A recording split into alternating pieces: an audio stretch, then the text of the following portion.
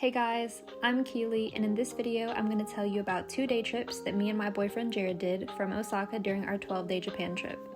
Check out my other videos on Tokyo, Kawaguchiko, hiking Mt Fuji, and Osaka itself. The first day trip we did from Osaka was a full day in Kyoto, which is one of the old capitals of Japan. We woke up early and left our Airbnb by 5:30 a.m. to take a 1-hour 20-minute train from Namba to Fushimi Inari Shrine. We got there around 7 a.m. on a Friday and it was already busy. Fushimi Inari Shrine is the famous shrine that you see everywhere that has around 10,000 torii gates. If you want to hike the full path all the way up to the top, it's 3.5 miles round trip and takes about 3 hours. The farther up you go, the less people there are. After about an hour and a half here, we went to the Nishiki Market area, which also has the quote-unquote samurai museum that I pre-booked for us. I'm gonna be honest, I would not recommend this unless you have small children, but it was a kind of fun way to spend an hour. After that, we walked around Nishiki Market where we tried some street food. Most places here are open from 10 a.m. to 6 p.m. and almost all of them are cash only. I think from Demon Slayer, yo. Okay, let's see if it's good or not.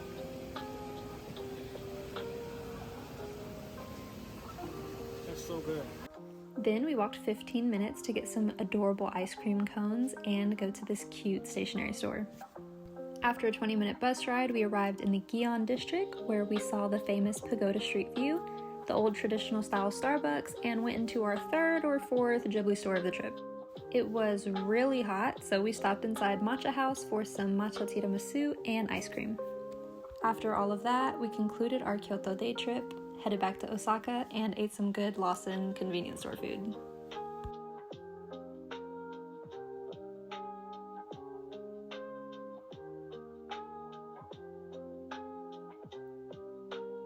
For our second day trip from Osaka, we left the Airbnb early again at 7:30 a.m. and took a total of 2 trains and 1 bus to get to the northern mountain town of Kyoto called Kibune. It took about 2.5 hours in total to get here, but it was worth it.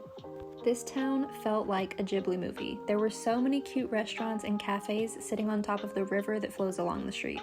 The first thing we did was get in line for the restaurant Hirobun, which is famous for their flowing noodles called nagashi somen. They only take cash and it costs 2,000 yen per person for about 15 minutes of noodles and a little matcha mochi dessert. They give you a fan with a number on it and you wait for your number to be called. It's recommended to get here 30 minutes before opening time because it gets packed. Honestly, I did not like the noodles, but it was a fun experience and the vibes were top tier. After eating all of those noodles, we walked a couple minutes to Kibune Shrine. We bought some Mizura Mikuji here for 200 yen each, which tell you your fortune when you place them in water. Make sure to take a picture though, because the fortune will go away once it's dry. After that fun morning in Kibune, it was another 2.5 hours to get to Nara for the rest of our day.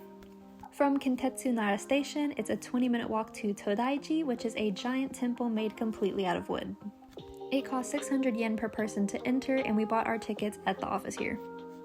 Fun fact, the giant Buddha that's inside is the largest bronze statue in the world.